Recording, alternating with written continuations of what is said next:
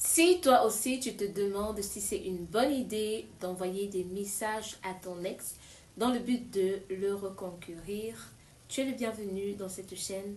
Prends un stylo, une feuille. Bienvenue dans cette nouvelle vidéo. Je suis coach Elisabeth, thérapeute et love coach depuis 2016. Si tu es nouveau sur la chaîne, abonne-toi, laisse-moi en commentaire un like et surtout, clique sur la cloche de notification. Ah oui, tu l'auras deviné, nous sommes dans une nouvelle vidéo qui va parler d'un autre chapitre de la reconquête amoureuse. C'est quoi la reconquête amoureuse? C'est juste le fait de vouloir rentrer encore dans la vie de quelqu'un ou d'une personne qu'on a aimé. Généralement, après la rupture, on se rend compte qu'on a fait une gaffe.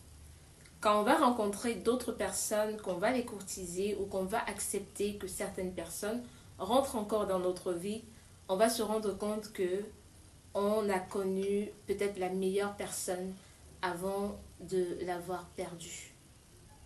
Et on va vouloir revenir dans la vie de cette personne, se dire que cette personne était véritablement la personne qui était faite pour nous. C'est la raison pour laquelle on va se lancer dans un processus de reconquête. Un processus qui va nous permettre soit de retrouver véritablement la personne, soit de nous heurter contre un mur. Aujourd'hui, nous allons répondre à la préoccupation d'un abonné qui a posé la question de savoir est-ce que c'est bon d'envoyer des messages à un ex qu'on souhaite reconquérir. Des messages comme bonne année, des messages de souhait d'anniversaire par exemple, des messages qui permettent de donner des vœux en fait. Et j'ai tenu bon de répondre à cet abonné par une vidéo. Si tu décides de te lancer dans la reconquête amoureuse, tu dois également t'attendre à ce que ça marche ou pas. C'est pourquoi vouloir envoyer des messages comme bonne année, des messages de souhait de joyeux anniversaire, comporte des avantages et des inconvénients. Tout dépend de la manière dont la relation a pris fin et la manière dont la personne avec qui vous souhaitez renouer le contact vous perçoit en ce moment. Et c'est ça qui pourra véritablement déterminer si la reconquête va commencer ou bien si elle va prendre fin nette au moment où vous envoyez le message. Comme avantage, si vous envoyez un message de bonne année, de souhait ou de présentation des vœux, cela va vous permettre de pouvoir ouvrir la communication avec la personne que vous souhaitez reconquérir. C'est un choix parce que vous ne maîtrisez pas, vous ne pouvez pas contrôler la manière dont la personne va percevoir le message, la manière dont la personne va accueillir le message. Donc l'avantage est d'ouvrir une communication qui au départ sera platonique, mais avec le temps va s'améliorer si la personne est réceptive. Dans le cas où la personne reçoit favorablement votre message, vous répond et accepte d'entamer une conversation avec vous, c'est maintenant à vous de jouer sur la grâce ou la chance qui vous est donnée et de pouvoir mettre toutes les chances de votre côté. C'est-à-dire, vous allez véritablement entrer dans la vie de cette personne, lui montrer que elle vous manque, vous montrez que c'est une personne qui est très importante pour vous et que vous ne pouviez pas passer sans lui souhaiter un joyeux anniversaire, une bonne année ou toute autre chose. Parce que généralement, lorsqu'on fait un vœu, un souhait, c'est à des périodes données. Des périodes de fin d'année, des périodes où il y a un renouvellement de circonstances ou d'événements dans notre vie. C'est pour ça que lorsque vous venez avec un message, un souhait, un vœu, ce vœu risque d'être très bien accueilli. Donc, un message de bonne année, un message de souhait va vous permettre de pouvoir réouvrir la conversation avec votre bien-aimé. Mais surtout, c'est aussi une période un message qui arrive à une période de réflexion et donc va vous permettre de pouvoir mettre les bons mots au bon endroit pour pouvoir encore espérer avoir une place auprès de votre bien-aimé. Comme inconvénient, nous pouvons citer un manque de confiance.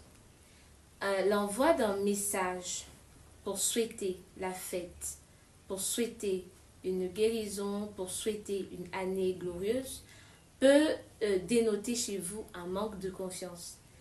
Tout dépend ici toujours de la manière dont vous écrivez, de la manière dont vous avez mis fin à la relation et de la manière dont votre bien-aimé vous perçoit. Alors, si vous envoyez un message comme celui-là à un moment de réflexion ou vous envoyez un message comme celui-là à un moment où la personne a décidé de vous rayer complètement de sa vie, ce ne sera pas le bienvenu. Votre message ne sera pas bien reçu et vous risquez d'être heurté contre un mur. Aussi, l'inconvénient se présentera également si vous n'avez pas pris la peine de réfléchir à vos réelles motivations. Si également, lorsque vous avez mis fin à la relation, la personne vous a dit clairement qu'elle ne voulait plus de contact avec vous. Ce geste, ce message qui pourtant est bienveillant, sera perçu comme un geste impulsif et sera mal pris par la personne que vous souhaitez reconquérir. Ce geste peut également être perçu comme un manque de respect envers la personne que vous souhaitez reconquérir. Et donc, vous fermez les portes pour un éventuel rapprochement avec votre bien-aimé ou avec la personne que vous souhaitez reconquérir. C'est autant de paramètres qui entrent en jeu et qui sont assez importants les uns que les autres, mais qui dépendent de vous et de la personne que vous souhaitez reconquérir. Mais surtout, tout dépend de vous, de ce que vous savez de la personne, parce que je le dis toujours, je le dirai toujours, quand on met fin à une relation, on connaît véritablement la personne avec qui on a été et on sait comment est-ce qu'on peut encore revenir vers cette personne. Même si au départ, on revient de manière platonique, juste comme ça, comme une personne qui recherche de l'amitié et qu'après, cela peut se transformer en une relation amoureuse, il faut toujours connaître véritablement la personne avec qui vous avez mis fin, la personne avec qui vous avez rompu. S'il faut dire un mot de fin, on dira que la reconquête amoureuse passant par un souhait, par un message de souhait, de vœu, qui pourtant semble bienveillant, comporte des avantages et des inconvénients. Mais surtout, cela dépend de vous et de la personne avec qui vous souhaitez renouer. Pour avoir ample information, consultez nos anciennes vidéos sur la reconquête amoureuse. Nous en parlons parce que c'est un sujet qui est assez vaste. On ne peut pas de contenir dans une seule vidéo.